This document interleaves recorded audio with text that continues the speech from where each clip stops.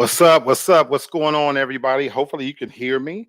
It seemed like there might be a little bit of some technical snafus in my intro, so I'm hoping that we don't have that happen tonight because, folks, this is a special show. This is another in this Black Love series where Real Talk is going to be partnering with TFG tonight with the host, Mr. Brenton Hayes. Welcome, Mr. Brenton. My brother, what's going Yes, on, Black? sir. Yes, sir. Good to see you, my brother. Hey, And man, so, I'm excited. yes, sir. Now, look, that's why I kind of wanted to bring you on, even as I'm doing my intro, because if this is your first time checking us out, we're doing a series of shows on Black love, and what we're adding to it is the relationship aspect of Real Talk with, some spiritual content from my brother, Mr. Brenton. And so I want to kind of establish a few things right off the bat. First of all, if you don't know, you can find my channel as well as Mr. Brenton under the umbrella of TFG. He hosts TFG tonight it's his namesake, and I'm also on that show as well. And I host Real Talk for Real Men every Wednesday and every Saturday. And we fall under the TFG banner. So you can find us under TFG, where we're just a part of a network of brilliant shows by some of the best people, I believe, on social media and on the internet. With that said, for those who are coming in who recognize me, you know that I have a unique sense of opinion. But sometimes I like to keep it serious, especially on Wednesdays.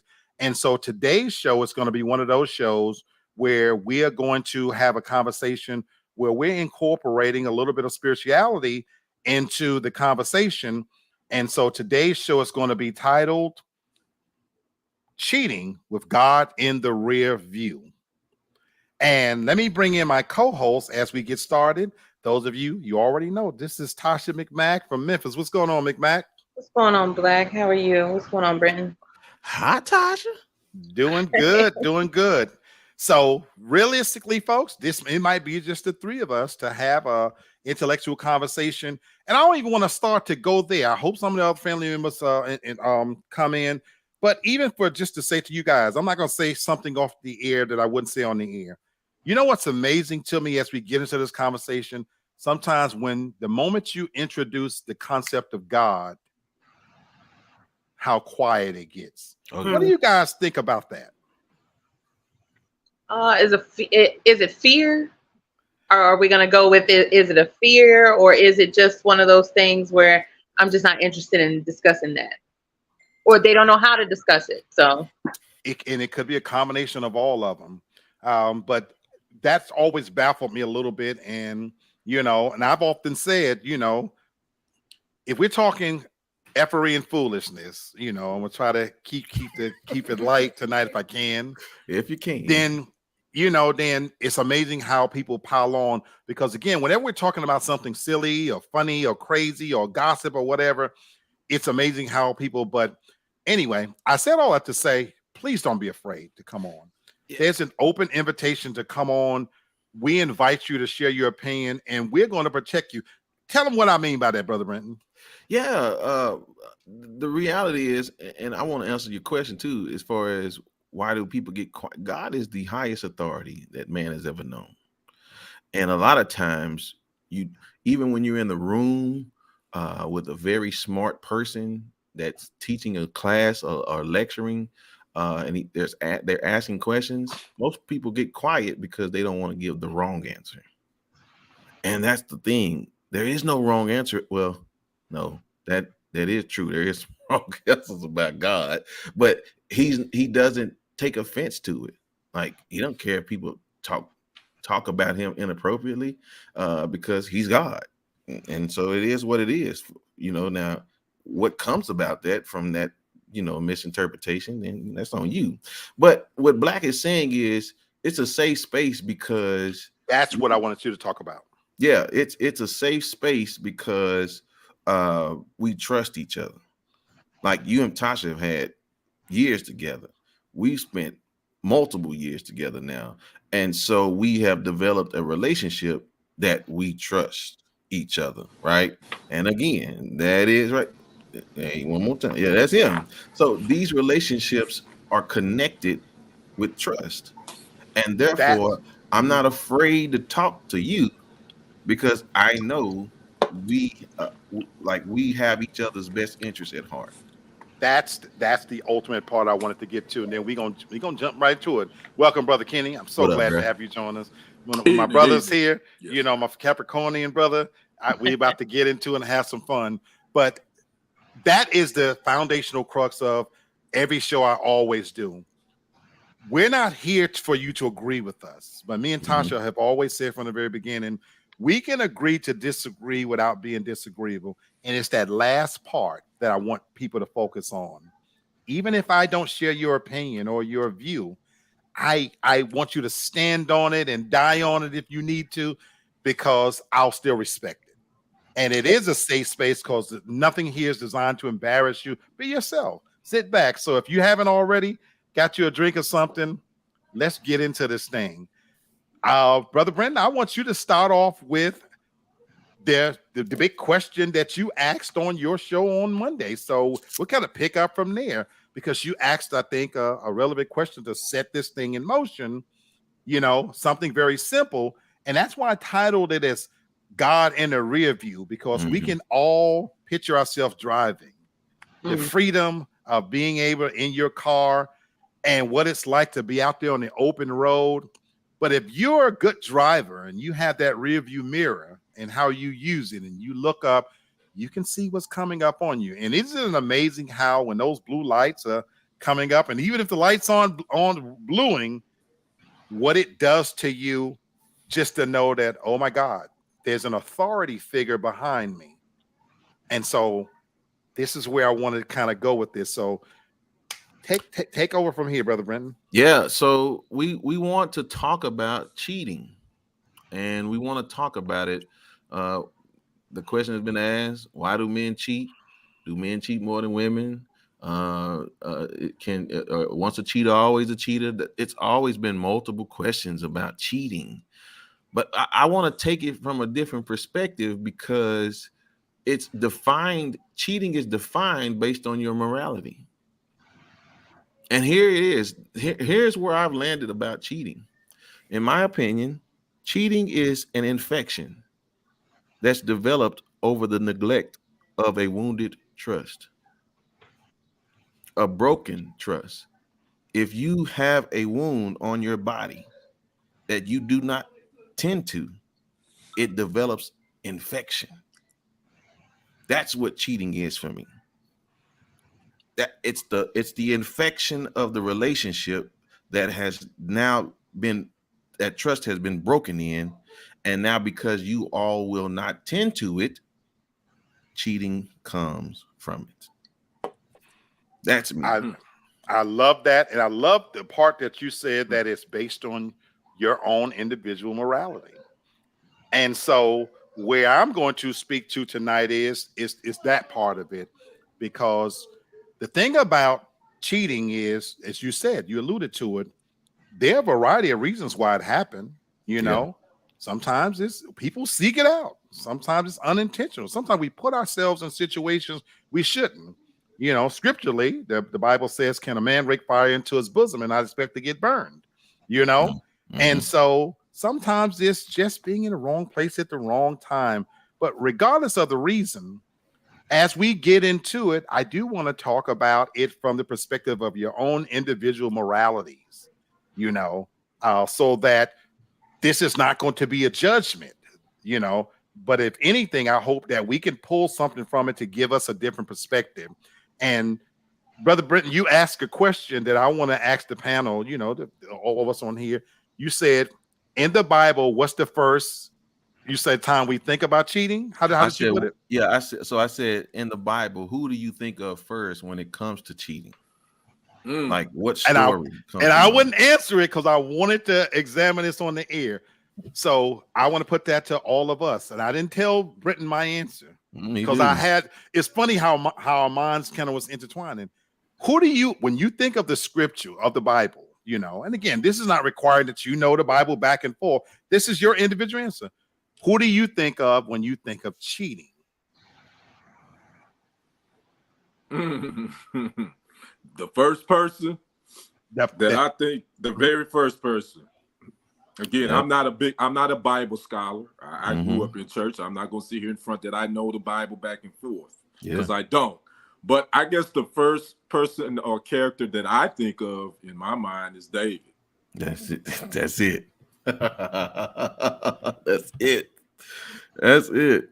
Wow. And so for those of you, it's amazing that the Real Estate Insider right there Yep. in sync, That's David it. and Bathsheba, because That's it. Mhm. what do we know about Solomon? He had 700 wives, you know, Right. and one of the famous ones, he wanted Bathsheba, lots of wives, and then so man, somebody, you know, and that's definitely, but that's not who the first person I think of. Tasha, who do you think of when you think of cheating?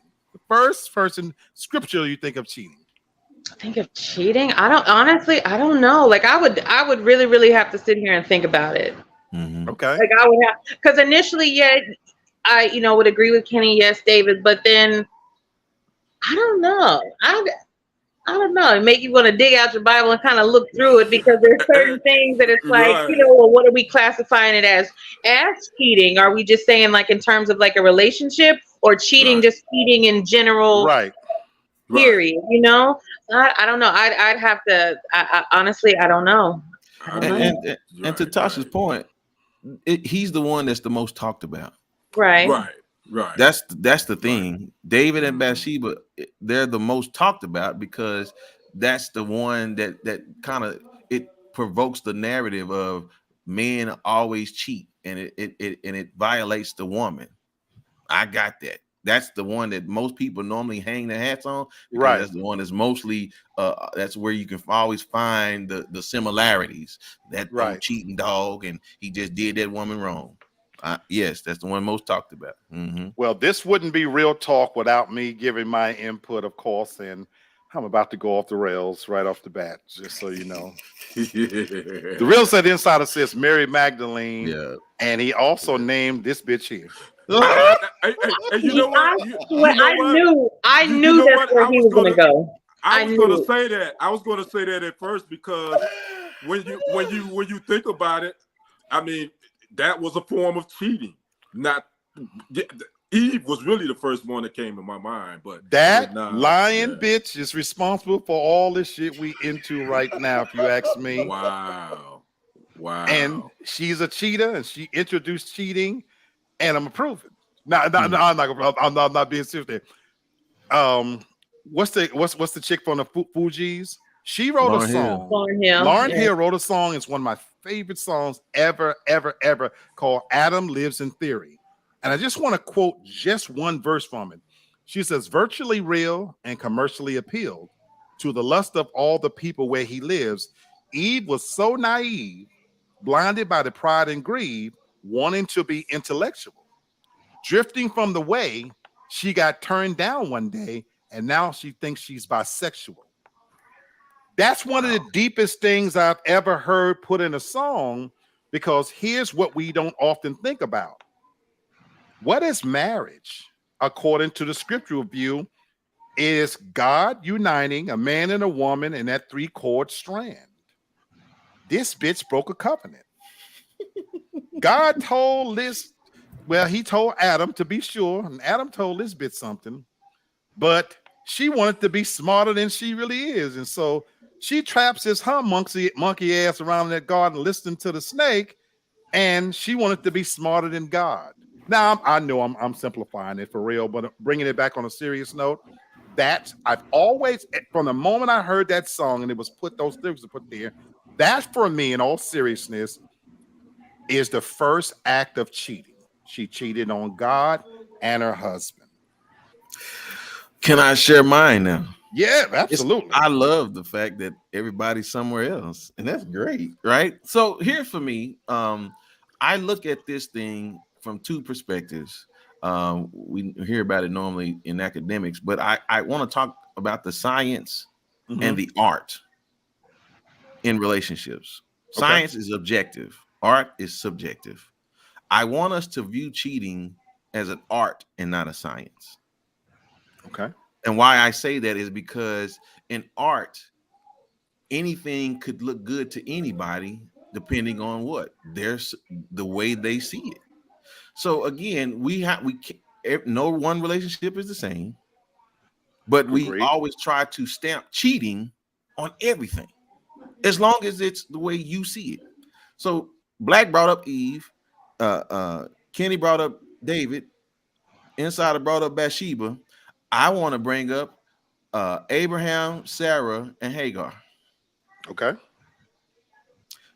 Again, David is the most talked about because that's the relationship that it mostly falls on. But when you have Abraham, Sarah, and Hagar, you have a woman that told her man to go sleep with another woman.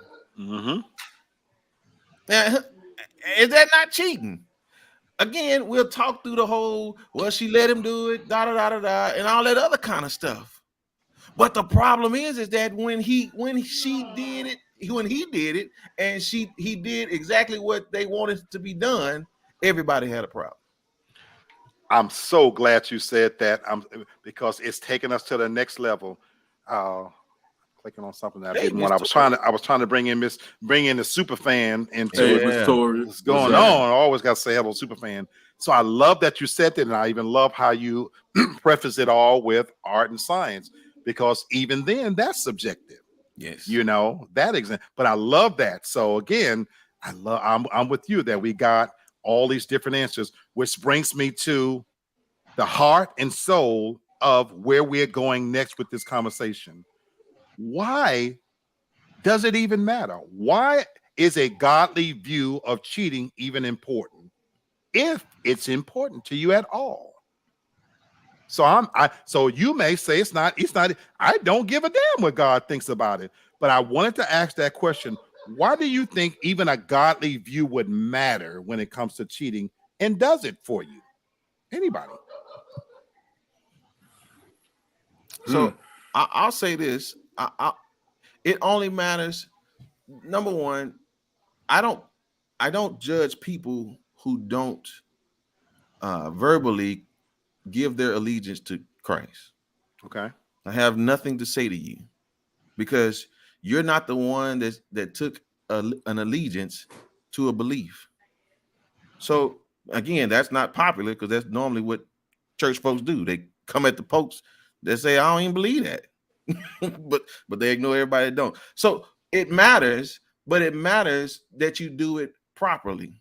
For instance, in one religion, they use Deuteronomy 22:22 to shame a woman for cheating. But in that actual scripture, it says that if you're both caught, then both should die. We don't teach that in America. Nope. But then what they used was, here it was, I'm gonna read it so y'all know where they get it from. They say the reason why they want to shame the woman is because they twisted this scripture that says, suppose a man meets a young woman, a virgin who is engaged to be married, and he has sexual intercourse with her. If this happens within a town, you must take both of them to the gates and that town and stone them to death. The woman is guilty because she did not scream for help. But then the scripture says the man must die because he violated another man's wife. That's not what we do in America. We shame the woman. Again, that's why that movement came, because these people take the scripture, you should have yelled for help. And then they shame you for coming forward in the court system. Again, it matters, but it matters when we do it correctly. That's what I'm gonna say in a short, so I won't take about the time. Okay. Kenny or Tasha, does God's view matter? And if so, why? I'll go. Go ahead, Tasha. To me, it does. Simply because cheating is a behavior that is frowned upon. And it's been taught, like for the longest, that it is frowned upon. And when I'm thinking about it, I'm only not just thinking about it in terms of just a relationship. Cheating to get ahead, taking shortcuts, because it speaks more to your character or lack thereof. So yeah, it's a significant point of who you are if you engage in it. I love that answer. What do you say, Brother Kenny? I think it depends on how how spiritually you connected to your higher power and what type of conscience you have.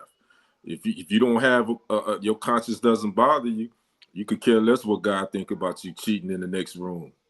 But if you got a conscience and some sort of spiritual connection to your higher being, yeah, it definitely matters. It's very important. Man, I tell you, you guys are driving it home for me in so many ways, because this is such a complicated question for me, and it shouldn't be. And it shouldn't be. But the reality is that I've never remarried because of that. Mm-hmm.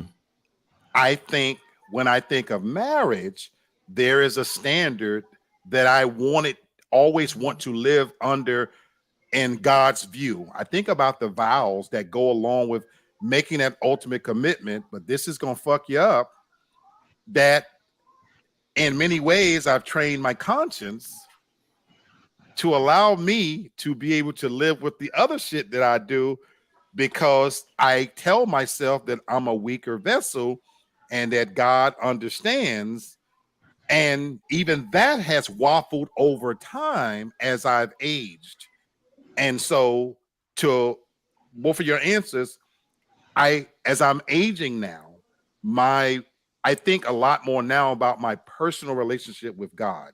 But when I was younger, I was on a mission to do it was more of a truly a selfish endeavor, and I was able to put him in the rear view mirror. So I'm sorry. Go ahead, Brother Renton. I do want to add to the rear view mirror point that you're saying, because here's the thing: when you do see a cop following you, you become nervous, and he hadn't even turned his lights on yet, right? Right. But once we see the cop back there, we begin to get nervous. We try to figure out, well, I'm gonna turn here and see if he keep following me. And for some reason, if you make that turn and the cop makes the turn still, you still get to you're trying to get the cop off your tail. And this is what I'm saying about this moment about rearview mirror. Yes, God is in the rear view, but he hadn't turned his lights on. And here's the problem. Just because he let you do it, don't mean you should do it. And that's the thing about us taking risk. We have said, well, he's in the rear view, but he didn't turn his lights on, so it must be all right. And I just want us to know that if you believe in him and what he does, you shouldn't think that way. Okay, all right, okay. No, I love it. And I want to, so even with that analogy, this is where for me, where age and my behavior has modified that same analogy. When I was riding dirty, you damn right, I'm nervous. When I was riding knowing that my tags was fictitious, I had been drinking, you know what I'm saying? Right. I definitely am speeding. But you know what's funny? That at 55 and I'm riding down the street, I love seeing a cop pull up behind me. I love seeing a cop pull up on the side of me. For me at this stage, please pull me over. I'm not a thug. I'm not a criminal. I'm a professional. All my I got. Please ask me for my insurance. You damn right I got it. I ain't speeding. I'm going somewhere legitimate, because Tasha and I talk about this all the time about people just fucking around in the street for no reason. I literally have a destination. So it's amazing that as my sins, my behavior has modified and changed, that now I never even considered a rearview mirror ever. Now it really and truly doesn't matter. Sometimes I get surprised when a cop pulls up on the side of me and I ain't doing that waving at right. I really do. I really do. Go ahead, Tasha. Can I ask that you bring age into it? Could it be that the reason why you feel that way, especially, you know, in regards to, you know, God, is it because as you get older, you're looking at your mortality? Absolutely. Whereas as you're younger, it's kind of like it's far, you know, people are kind of conditioned like it's far away, never going to happen to me. I'm not going to die young. I'm not going to do any of that. That is absolutely a big part of it, I think. And so, Brenton, I want to hear your take on this in particular. And so I think for so many young people, this question it doesn't hold a whole lot of weight. You have so many young people in this generation that they don't expect to make it to 30 or 40 years old, and they weren't raised in a godly environment in the first place. So that distant being that's way off in the background, I don't think it matters to them. And so to that extent, I think this question loses some weight because so many people now don't even believe in the contents of the scriptures.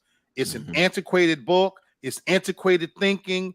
God, you even hear the newfangled views that if God didn't want us to fuck, why did he make it so good? Yeah. You know what I'm saying? Yeah. I think age. Oh, go ahead. Yeah. No, I just wanted to highlight Miss Tori said, it matters to me exactly. Tasha, it shows your character and all forms of cheating of any form, And I'll say this, Miss Toria, taking that verbatim, that sounds so great. But let me tell you where I start to tear that apart a little bit. That's subjective to the situation you're in. Because when you say cheating in all forms, now I agree with you that there's never going to be a right way to step out on your woman and cheat. But you know what? If I got to steal to eat to survive, I might look at it differently. Cheating might be acceptable to me in that context that I got to do what I got to do. You know what I'm saying? So when I start saying all forms, that's where it can kind of get tricky. Now that don't make it right, but that's why we're having this conversation. The story said, if I'm online, I have no fear when I see the police. And did I get that right? If I'm a line, I don't even know what that means. I'm okay. So I have no fear when I see police in my rear, but when I'm with my husband or any of my black family, only because of the way the police are now. Alone. She meant. Okay. When I'm alone. And Sheila, welcome, sweetheart. Welcome to the show. How you doing? So yeah. So Black, I want to say this, man. I want to say this. Cheating is a choice. It always there's no contrary to popular opinions that somebody made you do it. No, you chose to do it. And some people say, do good people cheat? Yeah, they do, because you know why? They made a decision. And it was based on whether or not they saw the lights on in the back or whatever. You know what I'm saying? We are risk takers. That's what we do. We take risk as human beings. Now, some take risk more than others, right? But again, it's a choice. And so this is why I call cheating an infection, is because it doesn't happen immediately. Unless, now again, I'm talking about a good person. Now, bad people, if that's what they've been to, then that's just what they do, right? But I'm talking about people, good people. Like, good people cheat. And good people may say they got a good reason to cheat.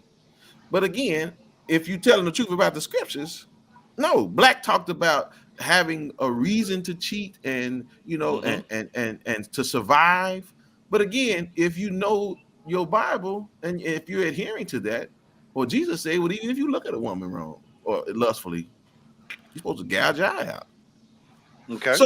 So my point is this is, again, we're determining what God is saying and what he's not saying and what he's okay with, what he's not okay with, only if he turns the light on. And here's where I'm going to throw a little challenge in there, because I think a lot of that's up for interpretation as well. Because here's where I would ask you, you said you're talking about good people. What's good people? Yeah, sure. A person who consistently does right. That's a good person. By whose standard? Sure. So if we're going to talk about our government, and our laws in this country, I would, at its lowest bar, base it just on you doing right by the laws of the land. So again, this is that first rabbit hole we're going down, for me, because what you consider good, I may not consider good. I liked a show I did recently when you hear people say sometimes, I'm a good woman. How do I know that? Show me, what are you basing it on that you're a good woman or a good man or a good person? because show me somebody that got all of the fronts, pay their taxes, they got the look, the 2.3 kids, the perfect house. In many cases, I could show you a motherfucker that's sitting in the basement rubbing peanut butter all over himself, jerking off to little kids. Right. Because So- what your public face is and who you are for real is two different things. So let me tell it let me bring in my perspective of subjective and objective. When you ask that question, who's good and who's bad in a relationship, it's about the person who wants whatever that art is on that wall. So if that person wants ABC man, or if that man wants ABC woman, then that person has to subjectively determine whether that person is a good person or not. So whoever you think is good, maybe she good because she is 51 to 49. Somebody says she's good because she's 80-20. So it's subjective. So when you determine what's good, then that's the standard which we hold. Whatever I agree with that. And that's why that's why I asked by whose standard. Right. You know, are we defining good? Because I'll throw another monkey wrench in this plan. I think a big part of the problem is, honestly, Brother Brenton, I don't think people know what the fuck they want. 100%. Or what they want it, and so it's irrational. And that's men and women. Yes. You know, we're programmed to sit here. I can sit here right now and tell you, I want a godly woman. Right. Is that true? Well, is that true? No, it depends on do she know the Bible or not. Go ahead. Because I'm going somewhere with this. Go ahead, y'all. Go ahead. But if you want a godly woman, that's what you want. Now you get to determine the level of godliness of whatever it is. You get to determine that. That's where I was going, because when I say godly woman, it's by my standard. I'm not necessarily talking about somebody who in the Bible left and right. You couldn't give me a virgin. Honestly, been there, done that. I need some pussy that's been used and abused a little bit. You know, personally, you know what I'm saying? I need a bitch that done turned a few tricks around here, you know, and done some things. You can find those in the church. And so that's the last place I would look for me personally. You know, that's what they are. That's what Nina's right. That's our whole That's where point. Godly people. Nina's right. Nina, that's why relationships have to be subjective. Why? Because if you okay with it, again, I have, like your sister said the other day, you tried to clown her about her man not doing something. But if he all right with it, she all right with it, then I don't got nothing to say, right? But then don't come complaining to me when all of a sudden he done changed his mind. He like, well, I do want you to try it now. But okay, so he's not a good person now? Nina Yes. Yeah, he is, Nina. I really am not. I just march to a little different beat, just sometimes. But again, that's where though I say that we have to be careful with what's good and because who's determining that. And so again, the broader point I'm making is that I think sometimes we don't even know what we want, including myself, because that needle continues to move. You know, what I was willing to put up with 5 years ago, because 5 years ago was 40 pounds lighter. My knees wasn't as bad. You know, my dick was standing up a lot stronger than it is now. But what I'm willing to put up with now, that needle has had to move. You know, so Tasha, stop looking at me like I'm crazy. I'm just how we just go from God to pussy to dick all in like 2 sentences. It's just we're talking about cheating. We're talking about cheating. Look, we say we was gonna keep it honest and keep it real and have a conversation about the effects of it. So can I ask? Sure, please. Let me ask a question, because we brought up David and Bathsheba, you brought up Eve, and I brought up Abraham, Sarah, and Hagar. Out of all of us here, which one would we deem the worst? You know what I think. Yeah, you said Eve, but based on all. Go ahead, Tyson. I'm sorry. Based on those 3, I'm going with Black Eve. It's on site when we get to heaven with Eve. Okay, it is on site with her because she's to blame for a lot. I got it because it affects you. Put her outside the pearly gates just for a minute, okay? I see. Because it affects you. Because Bathsheba had nothing to do with you. And man, that's so. Oh my goodness, I don't think they'll never have. But that's what I'm saying. But okay, so let's take Eve out the equation because she affects all. Here, let's throw the woman in the well in. How about that? Let's not go. Let's switch out Eve for the woman at the well that had 5 husbands, but none of them belonged to her. Right? Okay. Let's all right. So now, out of those three scenarios, which one would you say is the worst cheating? Which is the worst of the 3 cheats? I wouldn't. For me, it doesn't. It's cheating. Period. It doesn't matter. There's not one worse than the other. Okay. There's not one that's like, okay, I can let it slide just because it's cheating. Okay. Mm-hmm. Who you say, brother Kenny? Man, that's a good one, Brent. God. I'm trying, man. I'm trying to be right by the show. Because the thing, when you think about cheating, there is no different levels to it. Cheating is cheating, no matter how, there's no worse cheater or not so worse cheater. But out of the ones that you say, I guess since Eve is out of the picture, we can't say her. She's affecting everybody, right? So right, because that affected everybody. Bias, yeah. Man, name them again. Oh, I'm trying to think. Yeah, it's Lot and his daughters. Yeah. So I said the woman at the well with the 5 husbands. Right. I said David and Bathsheba. The one that's always talked about. And then Abraham, who Sarah let sleep with Hagar because they thought they wasn't gonna get pregnant. Okay. I think I have to go with Abraham on that one. Okay. Can you elaborate? He didn't show any self-control or any self-discipline. Just because your woman tell you to go out and do something, don't go out and do it. So Kenny, I love you. That's my reason for that one. No self-control. But here's the problem with that, Kenny, because again, we're talking about God in the rearview mirror and people who use the Bible to take their position. Do we not forget in the Bible that the Apostle Paul told the people, listen, do not deprive your husband from sex because of his lack of self-control?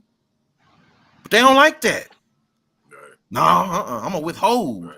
Well, for me, I have a different person, and it ain't even close. But that was Paul. That wasn't Jesus. That was Paul. Paul is a man. Okay, that wasn't Jesus that said that. Okay, so we don't. That doesn't matter what he said. We gonna put an asterisk next to that. Okay. All right, because for many people who have studied the Bible, they actually conclude that Paul hated women. Now I don't subscribe to that, but that's a popular belief. But of those you mentioned, for me, it's not even close. It's Solomon, not even Bathsheba. It's Solomon. When I think about the bitch by the well who got the 5 dicks in her, she just like to fuck. I ain't mad with you. You know what I'm saying? What do you think, baby girl? For Hagar and the rest of them again, if this is an older version of a polygamous relationship, if you ask me, that jealousy may have set in and some other things, but they went into this kind of with their eyes open. Solomon was a king. He had an overabundance. Brother Kenny, you want to talk about self-control? You got pussy on tap, dude. And you still plotted to take another man's wife to the point where you had him killed. Because 699 bitches ain't enough? Come on, bro. All pussy ain't good pussy. And you supposed to be wise at that. What is Solomon known for? The wisest king that ever lived. He was granted godly wisdom. And with all of that power, you know what the saying is? Absolute power corrupts, and it corrupted him. And you said, Brother Britton, before, just because you can do something don't mean you should. Yeah. So with all the things that you had out there, look, I done had some really good pussy, folks. I mean, some really good pussy. None of it should have made me cross those lines. I say this all the time. I ain't never seen a cape come out the room and stars roll around my head. When the lights go out, them pussies virtually the same. That's what I say. But Solomon, my bruh, I hold you accountable.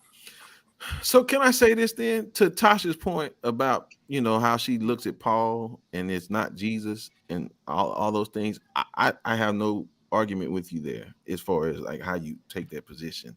If I could ask people anything, at least when you read the Bible, these are human beings just like we are. And why not learn from these people's behaviors? And to tell us today that your threesome today won't look like Abraham, Hagar, and Sarah's threesome. At some point, somebody gonna have a problem. Why can't today's David and Bathsheba situation not be the same as it was then? It's gonna cause problems later. Why we just don't look? History is doomed to repeat itself, but we as human beings, we think we're smarter. We think we know more. The younger the generations, they think they're reinventing the wheel. And that's why I talked about age. That as I've aged, my perspective, do you know there's things, and I'm being serious here, there's things I did 20, 30 years ago I wouldn't do today for the reason that God is in the rearview mirror, because there was a time when it didn't matter. But I do think, to Tasha's point, I do think about my mortality. I do think about my character. I do think about what it means, because when I go in my private prostate position and pray to God, I do think it matters to me. But we're swimming upstream because society has blossomed to where they don't want to hear that. Right. You know what I'm saying? And to one more point, here's the most common thing about us and Solomon. We slept with multiple women, and we haven't realized that it caused him mental anguish. Dude, if you don't know why you can't find a good woman, it's because you done slept with all of them. Well, I haven't slept with any of them, so I want to be very clear about that. And you're not gonna put that on the pussy, okay? That's not us. That's y'all's dicks, okay? No, I'm literally trying to think if it's caused me. You know what? Yes. Yes, No. it caused some mental anguish. Yes. You damn sure right about that. Man, listen, Solomon didn't write Ecclesiastes for nothing. It was the consequence for having all of that in-house. And Natasha, I'm not saying you guys are the problem. I'm telling men why it should not be, why you should, even if you're allowed to do it, you shouldn't do it, is have multiple women on your belt. Can I interject here, because I have a question? Do you think, just in general, as far as cheating goes, that it's lost its, it's flown so much into a gray area because there's no longer just a general consensus of what cheating is or what people agree that cheating is? Absolutely. Yeah, No doubt about it. And I talked about that needle moving.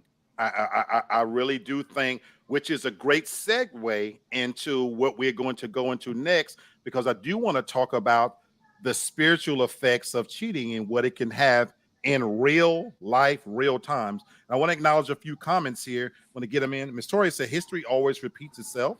This generation of Similac babies have no sense. They think they have all the answers about everything. Miss Nina says, talking about Solomon, he didn't sleep. All no good women. The story says, I really think it's something in that milk that makes them grow up and be damn fools, And Christian says, bruh felt too many spirits from sex, all valid points, And so to your point, Brother Brendan, where you say, looking at that as an example, the mental anguish it could bring about. So let's bring it up to date. We've been talking about it in the context of the scriptures. Let's talk about it now in the practical application of how it affects our real lives. So I want to examine some areas where what are some of the spiritual effects of cheating. And the reason why I wanted to label the spiritual effects, this is not a question about whether you believe in God and this and that or whatever. Whatever your belief system is, I just kind of wanted to examine some of the things that I think we can honestly view that maybe it affects when we cheat. And the first one I want to talk about is that bad karma. You know, when I think about bad karma, and again, we started serving from the beginning. This is a safe space, so you don't have to share any of your personal information if you don't want to. You know, feel free to comment how you need to. But you know what? When I think about karma, before I say this, what do you? I'll get you guys' views first. When you think about the effects of cheating and how karma may play a part of it, what does that say to you? Nina says it affects our soul. Mm-hmm. The old saying is, well, you reap what you sow. So that's just reciprocity. That's what it is. And again, like nothing spiritual, that's a natural process. And so again, artistically, you can see reciprocity in relationships. If you sow in bad intentions, well, there's a good chance you're gonna get bad intentions coming out of that. You know what I'm saying? I'm so loving how you incorporated the scripture with the real practical application of it, and you nailed it to me where you say because I wanted to show as we go through this, because so many people think the Bible is antiquated. No. I wanted to show that there is real application of current update. You say you reap what we just label it different in New Society. That's it. But the principle has been there for thousands of years. You know, so I love that you said that we reap what we say, what we sow. What do you say, Brother Kendrick and Tasha, to this one about karma? I think Britton hit it out the park. I mean, at the end of the day, especially since we're talking about the cheater, 9 times out of 10, if you cheat, you reap what you sow. You're most likely that one that you really probably really want to be the better man that you weren't before because you're sleeping around. 9 times out of 10, she gonna hit you where it hurts you. So I definitely agree with what Brendan had to say. Little sis, Tasha, what you say? I want to say one more thing after Tasha say hers. Yeah. Okay. Yeah, so I would say, yeah, but if you look at it, even like take it from like a scientific approach, you know, like for every action, there's an equal, you know, reaction that causes to it. I think Newton's law. If you want to break it down like that, you've created an energy when you went to cheat, and it has to go somewhere. Right. I like that. I like that too. I like that, McMack. Go ahead, Brother Brenton. I want to spit game, and I want to take your analogy where you talked about you want a police officer to pull you over. Okay. It's because you now have mental stability. Absolutely. See, the problem is when you do cheat, even if your girl ain't cheating, or even if your guy ain't cheating, what cheating, again, that infection in the wound, it causes you to start tripping, right? Because when Black's tags was out, or when something was wrong with the car and the law was in the background, but the light, you start tripping. Absolutely. You slow your speed down or something. If you're smart, now if you're a fool, you'll take off and then like. But right. That's what I'm saying. It bothers your mental peace. You don't even know it. I agree. Yeah, you don't even know it. I agree. And I want to add to Tasha's point about that bad energy. And I've always said this. If I get caught cheating, I don't need you to forgive me. I'm going to run as fast as I can because I won't be able to live in that bad energy. I'm not giving you a get some dick card free that you can cash in anytime you're ready for it. Can't live with it. So I think about, God bless his soul, Mr. Kobe Bryant, fucked the chick in the ass, gave your wife a $4 million ring. You know, maybe it worked out, maybe it didn't. I know I'm being vulgar. It is what it is. You know, you know what I'm saying? But even for cats I know now, when you've got caught cheating multiple times, and once now that energy has died down in you because you've aged, you can't knock it out the park like you used to, you know that fear you have to live with, that anytime she gets ready, that she can do what she want to do, and you just have to take it because you get what you deserve. And that's that karma right there. Miss Lynn said you can't help yourself. Miss Nina, I'm gonna tell you something, sweetheart. You are right. She's right. She don't know this. What I do for a living, I'm on stage all day and I have to keep it buttoned up. This is my release, and so there's so many dumb fuckers I want to say that to all day that I can't. So when I get here, I have to let loose a little bit. And Black, one more thing to this point. Again, where we're talking about our decision making and as the lack of mental peace. I'm gonna tell y'all something, women and men, y'all don't help us, and that's why it's important to choose wisely, because you have people that do condone these behaviors, and they continue to allow people to do these things. And again, we're talking about art, so it's subjective. You got your reasons why, whether it's he paying all the bills or whatever. Again, there's some domestic oppression going on, whatever the case may be. But the problem is we're so inundated now where we don't know what type of relationship you just came out of, where you did have a woman that let you, knock down even that fool that talked about, if I cheat on you, you're gonna leave. You ain't leaving me. That's a thought process that come from somebody letting somebody do something. Whatever. That's a demon. That's a demon. And which is why I said, though, on the real tip, you get what you deserve, because there are people in these toxic relationships where they openly are cheating, and then you wonder why. We got asked on your show by Sister Devin, why would a man stay with a woman for 17 years and not marry her? Yes. You getting what you deserve, because why would you expect any better? If you allowing this to go on toxic, you can't turn a hoe into a housewife, and you can't, if a man don't see you at that level of wifey material, it's nothing you can do. I don't care how many years you hang around. You become a comfortable old pair of slippers. Yes. That's what you become. And one more thing, you also become unable to be satisfied by one person. I'm going to tell you this, and this is my experience, and I'll just be honest. Part of me and my wife that we had to deal with is because of my multiple partners. Mm-hmm. I was wanting certain things that I got from one girl, and then I wanted her to be able to take the positions like the other girl. I wanted her to.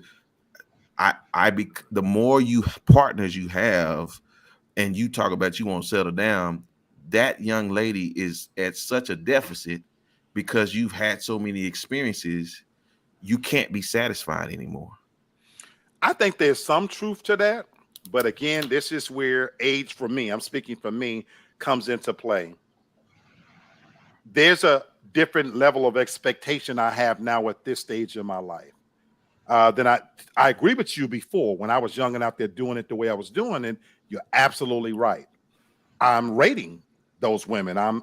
There's an expectation, and I'm going from one person to the next. But you know what? My expectation has even changed. How I view sex has changed. Now. For now, it's far less physical than it is more mental and emotional for me now. Now, I want to have good sex. And when I say good sex for me, I'm talking about for me now. I'm not talking about the calisthenics that was involved in expecting her to flip this way, twist that way, stand up. Because first of all, I'm too old. I'm not going to be holding your fucking legs up. We're not going to be going all night and all that kind of shit. Let's get into it, have a good groove, and we both go to sleep and get a good night rest. So my expectation has dwindled down to that extent. So I'm not expecting that person to bring to the table, what I used to, but that's part of age and attrition and stuff like, for me, I'm talking about. But I also said I wouldn't want a virgin. I don't need no new pussy. I don't even own a new car. I need something a little bit lived in. I'm just trying to say. Yeah, I like what DJ's saying, but DJ, that's a maturation process that you're at, that I guarantee you. Let's bring his comments. Since you said, Jesus said, I don't know, my numbers are good, but once a man finds someone he loves, the past won't matter unless she's trash. Whew, that's a lot said there. Yes, sir. And again, it's subjective, and for him that may that may mean something, you know. That's right. Maybe DJ, maybe I'm stuck in the past. I'm still chasing Yvette. Yvette, if you out there watching this, baby, I miss that pussy so bad. Please come back. You know, because I'm still living in the past. I'm just Did trying you to say say Eve? Yvette. No, he said Eve? Yvette. Oh, No, he Yvette. said Oh. Yvette. Yvette. I don't know her last name, but Yvette, some of the best pussy, big old pink nipples, fat pumping titties, deep musty snatch. Oh my God, and you know, make a man feel like a man. I'm trying to tell you, but Yvette, if you out there, baby, I'll And that's why it evades you right there. Yep. That's why it evades you. Yep. I'm still stuck in the DJ. I'm still stuck in the past. My. Nina said she's sick of She said she's sick of you. I'm telling you. The fact Baby, that his nostrils are still smelling. Right. Oh my goodness. Look, I'm sorry. I'm stuck in the past. Miss Tori That's said right, Mr. Miss Black Tori. is amongst family. He wanted to be his natural self. There's a whole bunch of wisdom in his words. You just have to listen and do not miss it because of his delivery. This is This is why this is a super fan. This is a ratchet show with my ratchet views. I promise you. I promise you. So truly, don't take it. You know, these are now we all have our top fives. Absolutely. Oh yeah. And Yvette is up there. Yvette is up there. Yes, Sound sir. like it. Okay. Yes, sir. Mm. Oh my God. But anyway, let's talk about the next spiritual effect of cheating on that road to depression. For a long time, we didn't know depression was a real thing. It's a real recognized disease, you know. And so DJ, I can't find a nowhere, you know, so I have to. He been looking. I've been looking for years, you know. But you know, this is, I think, another true effect of cheating is depression. You know, and the effect that it has had on relationships. You know, anybody want to speak to this part of it? You know, maybe personal or just in general. You know, Nina says, why is it classified as spiritual when it's all wrong? So even though it's wrong, we're looking at it, Miss Lena, through the lens of spirituality, because the title of the show is Cheating with God in a Rearview. And we were talking about a little bit earlier that may not even be in fashion. So that's why I did ask the question, does it even matter what God's view is on this? You know, and so whether you believe in God or whatever, and even your definition of what's right and what's wrong, we are looking at it through the lens of a spiritual view. That's why we're looking at it that way. And to your point, Nina, I want to say this, and this is the misinterpretation of scripture that we're trying to retell the narrative. People have made the Bible seem as though there was no wrong done in the Bible, and that God killed, like they want God to kill all the gays. Well, he didn't. right. And they want God to kill all the wrong, but he didn't. But even through the wrong decision making of people in the Bible, God still used them. And here's the other one, they still were given consequences for their actions. I definitely agree with that. Brother, my brother in arms, he said his Yvette done got married. You know what I'm talking about. No. You know what I'm talking about. Oh, wow. But I want to ask about depression, you know, Okay. and I want to ask you guys this, because we've been talking about on Real Talk for a long time, and I'm not going to divulge any more of what you want to say, but I know, Tasha, we've had individual conversations about where we're at right now. Mm-hmm. Brother Kenny and I talked close to 2 hours after the last show. We kind of talked about a lot of topics, but one of them was kind of talking a little bit about dating and where we're at this point in our lives. Where does this, in terms of cheating and how you view it, is this affected in terms of depression for you? Because while you think, I'll go first. Tasha knows this. On the one hand, I covet my bachelorhood. I lead a very selfish lifestyle, and for the most part, I really, really like that. But everybody want to be loved. Everybody wants somebody. And I've moved the needle even in terms of what I'm willing to settle for. And sometimes I question that because I'm not even sure if what I'm looking for is out there anymore. And I even wonder if some of the things that I've done, I've ruined my chances with a lot of good women. And then me being me, because here's the plain truth, I'm probably not going to be faithful. So that leaves me depressed at the thought that as I'm aging, this might be it. I might have to continue to every few weeks slide a nasty, filthy bitch in here, stuff myself in the head and tail, and go on about my business. Jesus. Why? Oh, okay. To this point, because that's the direction that I was gonna go. Is based on what you may have done in a relationship and your own, like in your own mind and like how like what you did was wrong and you may carry that along with you. But for you, Black, maybe, but even looking at it now from the outside, not in a relationship yet, you're already saying, well, I'm probably going to cheat. You need to talk to somebody about that, resolving that, because why do you feel like that you're going to need to cheat? Very good question. And although I'm not against laying on somebody's couch, I am cheap in that regard on what I spend my money on. So that's why I bring this to you guys. That's why I have you. You're my psychiatrist. That's why I have you. I'm being serious, but I think you don't think I ain't? Tasha, stop it. Tasha, stop it. You don't think I'm being serious when I say that? When I have to call and talk a problem out, it's you. Yeah, but I can't be there to monitor you and be like, okay, you're going to enter into a relationship, keep your dick to yourself, or take it off and give it to her when she leaves. So that's why I can only do so much by talking to you. So, but I do think, but seriously though, to this point, I think that when it does lead to a road to depression, because it is actions, it's guilt, it's everything that you're bringing with you because you haven't faced it, because you knew you were wrong. Maybe even telling that person that you did it too. You may not, be in contact with those people now. Maybe it might help, like telling that person like what you did. Be careful though, like do it by phone or write a letter. I ain't doing that. Now you're Something trying to turn me into See, now you're trying to turn me into a Catholic. Fuck that. I'm not doing that. I'm saying like tell that person what you did. It may, it may help. That's what I mean. Like it may help by admitting what you did.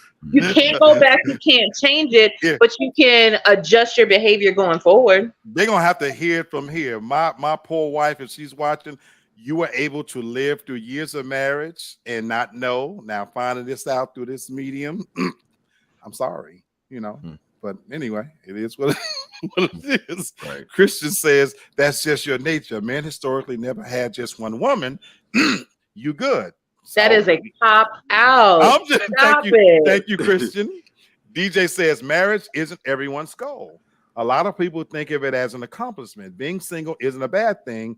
Everyone's piece is different. And I agree with you. I'm not looking for marriage. I've never remarried because what I said at the top of the show is I do hold marriage at a higher esteem from a godly point of view. And I'm not willing to enter that covenant and engage in my behavior. So I stay out here doing my thing. That's all a therapist does is talk to you and you talk to them. So that's why I got Tasha, and that's what I got you for, Miss Tori, and that's what I got Brenton, and that's what I got. I'm talking to all of you guys. Exactly. He gonna end up fucking the therapist. So and I ain't gotta pay y'all. I'm just saying. Shit. Brother, Real Estate Inside says no more marriage for me till I'm 65 plus. Wow. And I know how old you are. But this depression thing, it is real. And it lives even in my life. Go ahead, Kenny or Brenton. Go ahead, Kenny. Just to bring it back home to the road to depression. I can be a little transparent. My first serious relationship, my ex-girlfriend actually confessed to cheating on me. And so when you talk about the depression, that kind of set the tone for how I move with relationships from there, because I felt like I wasn't good enough. I felt a little depressed. So when I started with other women, I would not let them get close to me. I was very closed.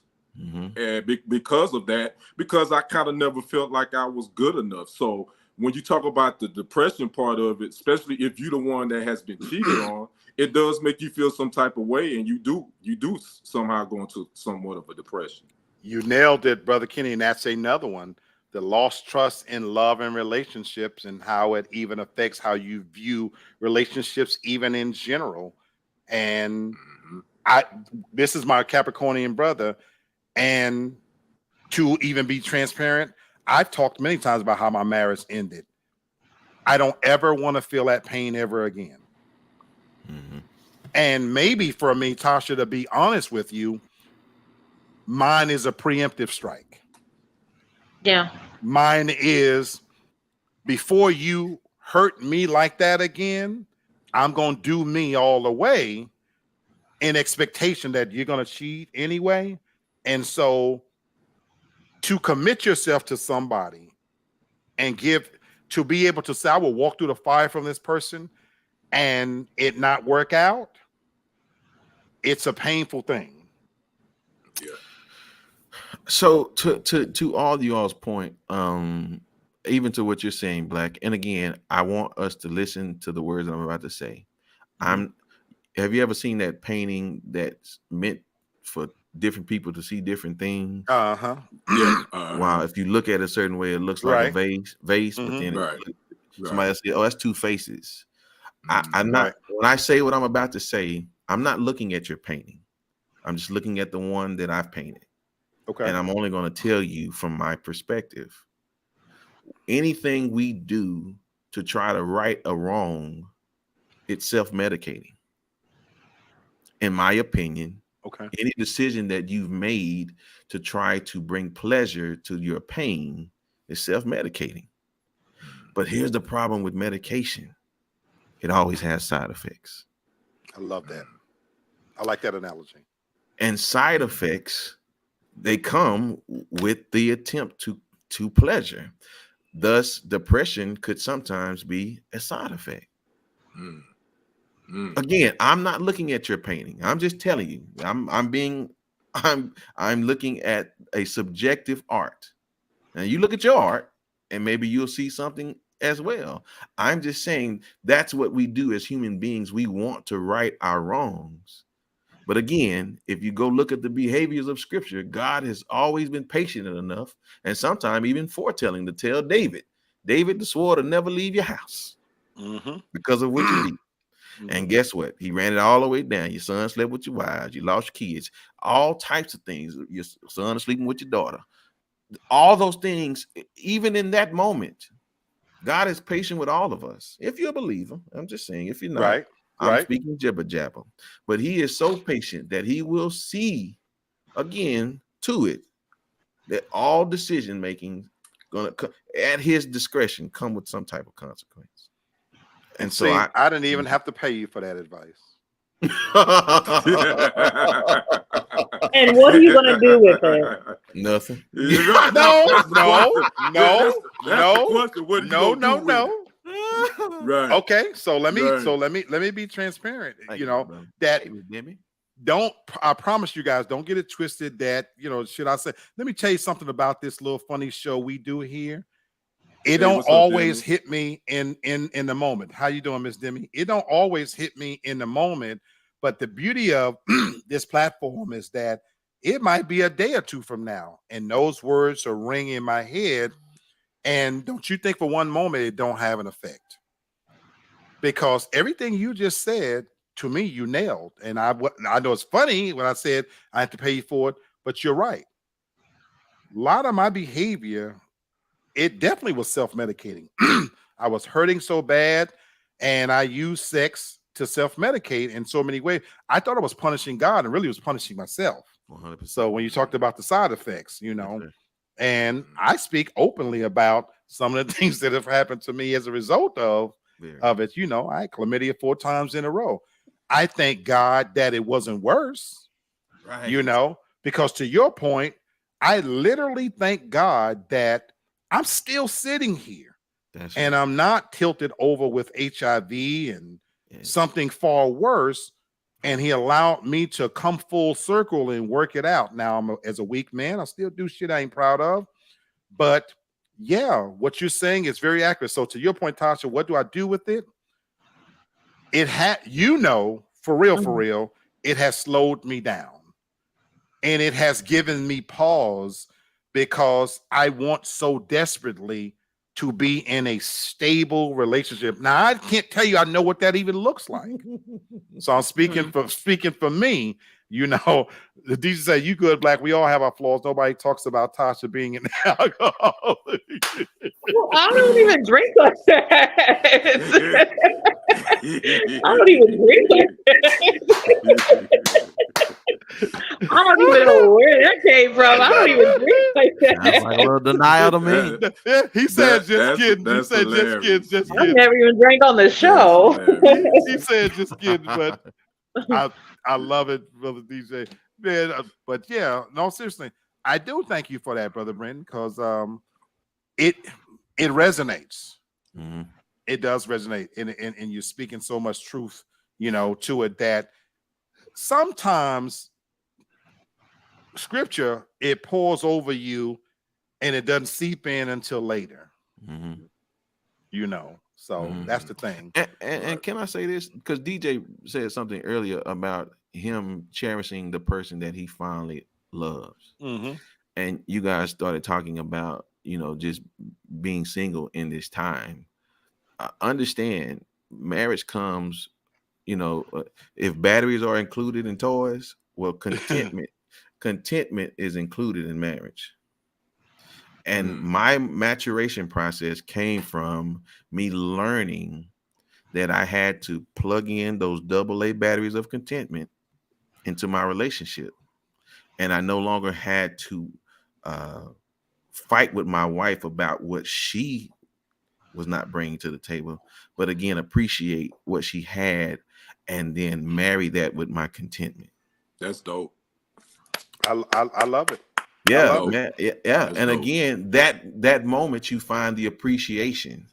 Now, again, that's why I'm telling my kids, don't wait till you 30 and 40 to find somebody, because that person is so set in their ways. And and all these things, it's necessary that you learn to grow with somebody, but you gotta take those batteries of contentment. That's that last part. That's where, for me, where I question, and we could go down another rabbit hole. Sure. In a sense that where are they making these type of people, men and women? They're not. But this is the thing, Black. It's what did DJ say? It's what he found.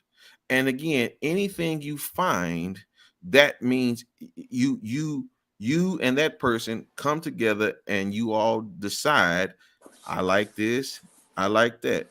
And to Devin's point, what she said yesterday, the reason why she never cheats on nobody is because she don't want to. So until two people want to do something, you know what I'm saying, it's not gonna happen. It's just it. So once again, is where I have to examine my needle, because finding what I want and that person bringing to the table what I'm looking for, but they also not wanting to cheat, I'm not sure if I can find that all in one person right now. That's right. I've made a joke before. I need a bitch that can do taxes and also spin on her head and blow bubbles out of pussy at the same time. I don't know if you can find all of that in one person. And I'm getting very vivid. Yeah, I'm using it as an analogy. But I'm just saying, you might need to go to the metaverse for that one, brother.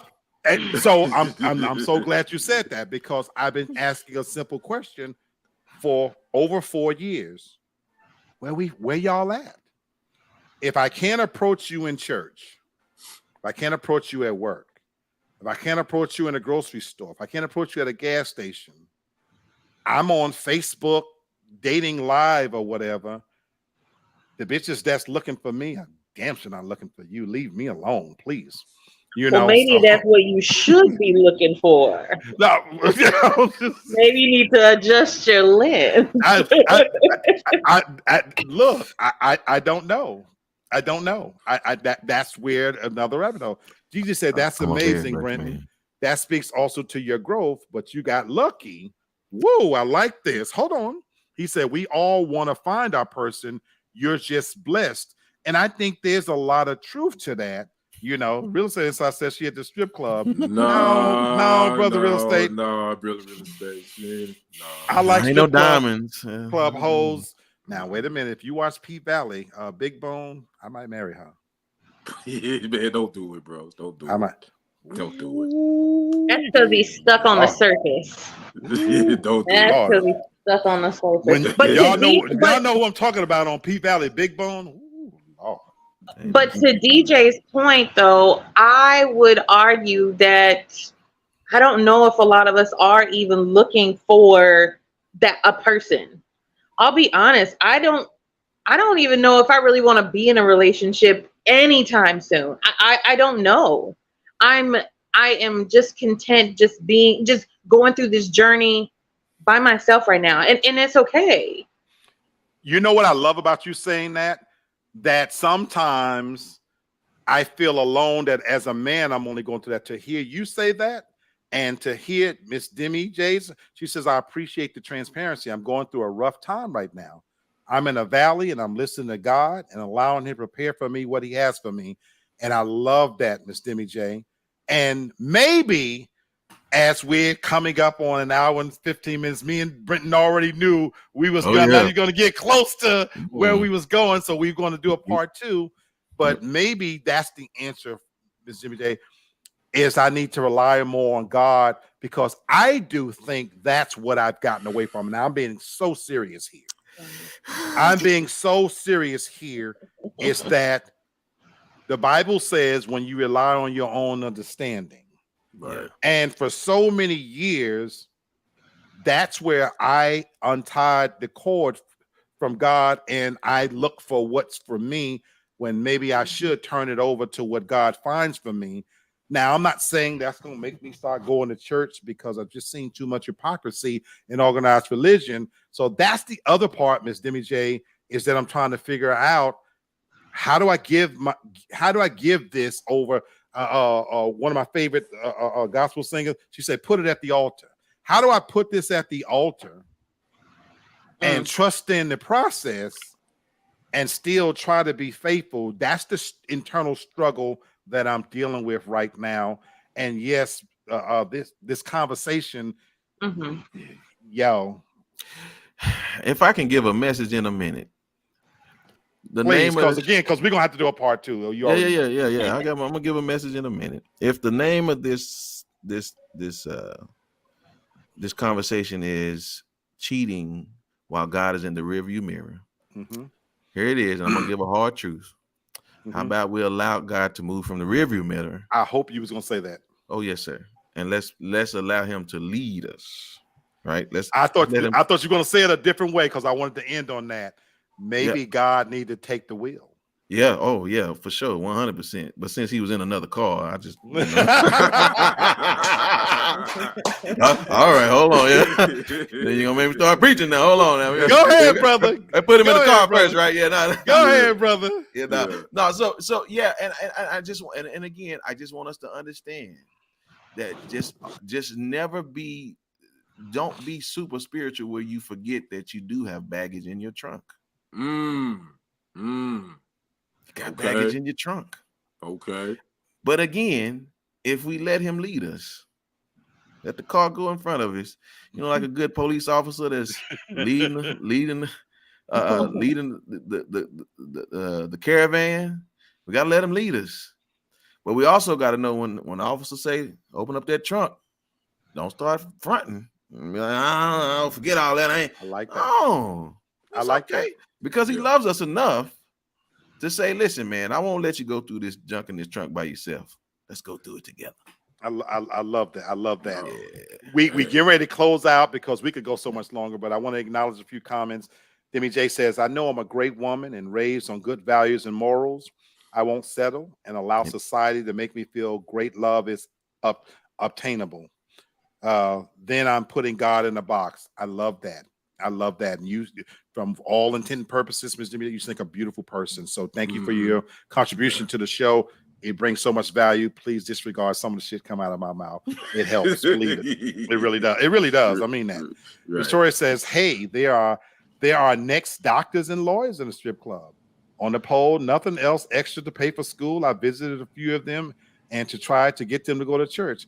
Well, Victoria, you already know I love Shake John hoes. I love them. Now, I'm not going to say I'm going to marry them, and I'm not even going to say I'm going to eat the chicken after Shake John, but I love me some hoes. But, you know.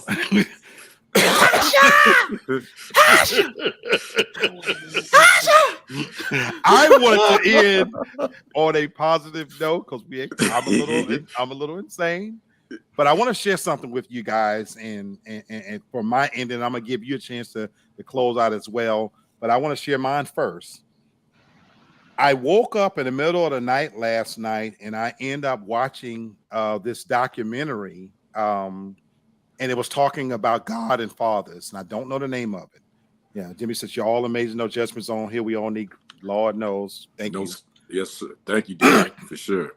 I'm gonna find out the name of this documentary, and I sat there in bed at 6 this morning, bawling like a baby. I've said this before. I found it as I've gotten older, I'm far more sentimental. The documentary, it was by these two brothers, white guys who make spiritual movies, some of which I've seen. Again, I'm not big on titles, but some of the good movies where it has like a spiritual overtone.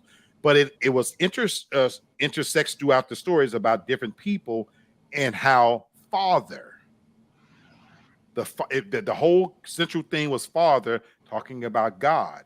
And so for many of us who don't have a physical father, how even if we don't, God is a father in so many ways. And it broke me down in tears to the point where earlier today I called my brother-in-law and I want to give you your flowers while you're here. I don't know what it's like to have a father, and you're the closest thing I've ever had. And this documentary talked about how God fills this void in our hearts, you know, for the fatherless. And sometimes we have to give ourselves over to that. So I wanted to share this with the panel because I will never know what it's like to have an actual father. So these conversations we're having, I love what you said, Brenton, when you say you're talking to your children now, because the lessons you're imparting and sharing with them, it's nothing like it coming from a father, because I could tell from your faith, you got it from your father and you're passing it down. And I don't know what that's like. And so I've been wandering all these many years in a wilderness, figuring this shit out on my own, and never really going to have a certain part of that field because I don't know, honestly, right now, if my biological father is alive or dead. But we can't lament over what's lost. I do acknowledge that God got me here and where I am today, and to be where I am today, and to be blessed with having good people in my circle, in my life. And I thank you guys for that. And so I wasn't kidding, Tasha, when I said I got you. You're my best friend. And the role you play in my life is you're that voice of reason. And while I don't always listen to you, I thank you truly for, she knows I don't, but I listen to you more than you know. Some of the decisions I make, you are ringing in my ears. Oh, Tasha, you need to do that. And so I wanted to thank you guys, and I wanted to appreciate this conversation because for me, this is my declaration. I am a spiritual person, believe it or not. And ultimately, God's going to judge us all. The Bible tells us that we should all be working with trembling and fear for our own salvation. And whether you guys know it or not, I'm working on it. Good job. So, Kenny, Tasha, you know, wanted to have you guys as we close out. And we are doing a part 2. Brother Brenton knows that we got lots of content. We knew we wasn't going to be able to get to it, but this conversation is so much bigger than just this one time. You know, I thank you, Demi. You know, she said, I lost my father 4 years ago, and I definitely understand. I don't even know what that feels like. Yeah, So I condolences appreciate to you. Clowning. I don't know how many different ways we gotta Listen. tell you. Listen. Black and I are just friends. Relationship wise, I'm telling it would be an episode of First 48. Absolutely not. I'ma DJ, tell I you, lived with her for man. 7 months. You know, and she won't give me none of that pussy. She's Yes, not giving sir. me none of it. But if Tasha just told us earlier that ain't nobody got none of that from her, so I know That's how for we sure. can. She won't give me none of that pussy. You know, some of the near do wells that she let up in that pussy, she won't let me up in there. Yeah, man. All right. So what you not gonna do? What you not gonna do Man. is do that. Oh, No. Wow. DJ, stop starting shit. Stop starting yeah. shit. And No, you know that's what he what do. did you say? That's what DJ do. He come in here to start stuff. I already know. Brother Kitty, what you want to say, my brother?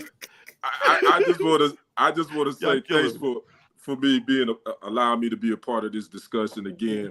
I grew up in the church. I'm not going to sit here and say I'm not the most religious. I don't know the Bible back and forth, but to come on here and have this conversation from a spiritual standpoint, I think it's dope. I think it's big to have effective communication, because we always say that we don't communicate enough between black men and black women, or women and men in general. But some communication is ineffective. But I think this show has effective communication, and I think that's a positive you can take those that watch this. So I just I'm glad to be a part of the show and the little TFG family. So thank you. Thank you, my brother. Thank Mr. you. Love you too. Thank Appreciate you. it, DJ. Love you back, brother. I'm gonna let you have the last word, Mr. TFG. Did Tasha get her word? I don't want. Oh, Tasha, that's right, baby. What you want to say? I'm sorry. Oh, no. I definitely enjoyed the conversation. And, like for anybody who does go back and watch it, yeah, we have a lot of comedy mixed in there, but, just take what you need, take what you need from the conversation, let it resonate. And if you can get anything from it, then allow it to improve, improve yourself, improve where you are. Hopefully it means something to you, because sometimes seeing a therapist or getting it from someone that you're close to is a little bit harder to receive. So, and fuck you, DJ. Go fuck yourself. It's on site. You and Eve, like y'all are like tit for tat right now. So. Oh man, Brother that's Brendan, hilarious. close us out and take us home. Take us home, my brother. Listen, I want to read a Persian proverb for us. It's one of my favorite, and I thought it'd be fitting for us to have this moment. The Persian proverb that says, "He who knows not and knows not that he knows not is a fool." You should shun him. Says, "He who knows not and knows not that he knows not is a child. Teach him. He who knows and knows not that he knows is asleep. Wake him up. He who knows and knows that he knows is wise. Follow him." All I'm telling y'all is, once you understand who you are, and then you put the same type of people around you, that in itself is a good life.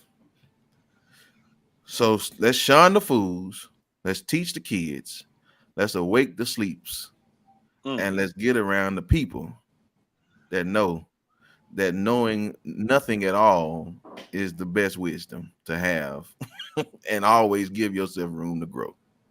And that's all we're doing. We're giving ourselves room to grow. I love it. I love it. I want to thank you guys again. It refreshes my soul. Tasha and all of us, we've worked, but everybody that shows up, this is a labor of love. It is therapy. Me and Kenny say that all the time.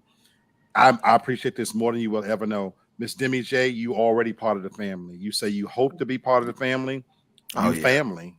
That's You it. family already. Yeah. Keep coming No back. doubt. You have an open invitation to come on live, not just on this show, TFG tonight on Monday. Yeah, you be Sports, coming the late Sports there. I don't know Hustle. why. You have an open invitation. That's the beauty of the TFG family, is that door's wide open for all to come in. So I truly appreciate you guys, the Superfan Toria, Sheila E, Miss Nina, the man himself, DJ. Got to get you on camera more, my brother. We appreciate you as always. So Not with Right. Tasha though. you know, No, we he's got to blocked. have you. Canceled immediately. Unfriend. No, all of you. Mm-mm. But I thank you guys, and we are going to have a part 2. Yeah. God willing, we'll do this again next Wednesday because we had so much content. But the conversation is, even though it's littered with humor, like Tasha said, it's a grocery store. Go in there, buy what you need, leave what you don't on the shelf. Hope you get something out of it. I hope you guys have a great rest of your week. Let it soak in. And I hope we provided not just some humor, but some food for thought. So Yeah. for Mr. TFG, Mr. Brenton, thank you, my brother. Thank you, You're thank you, welcome. thank Yes, you sir. as Yeah. always. Love all Yes, y'all. sir. Kenny, if I call Miss Toria the super fan, brother, you are the stabilizing effect and the backbone to all of these shows. Yeah, I no, believe man. that with my fiber. Man, I agree. think appreciate Brenton would that. say the same thing. When you Oh, show up, we know we got that Yeah. that's the stable force, what you bring to every show you're a part of, and I love you for it. I appreciate you. Appreciate that. You know, Appreciate that. Thank you. absolutely. I'm humble. Man, I I'm tell you, and you guys know what I think about Tasha. Yeah. That's my best friend. That's my baby right there. I love her. You know, ain't nothing gonna Right. change. You know what I'm saying? So till next time, be good. Continue to subscribe, tune in to TFG, follow all the shows, all the platforms, because I got another news for you. Mr. Real Estate Insider, you think you seen something? He got some stuff in store for you coming for real. He about to take it to another level. If you haven't already, tell everybody you know to subscribe to these channels. Yes, The Real sir. Estate Insider, TFG. It's going about to down. rock it to the next level, folks, It's because going down. it's next week. going down, and he getting ready to get serious about this game. Yeah. Yes, So, sir. thank you guys for tuning in. Like, subscribe, share, please, and continue to follow us on all of those platforms. Everybody have a great night. Peace Good out. night. Love you as always. Keep Love it you real. guys. Yes, sir. Be good.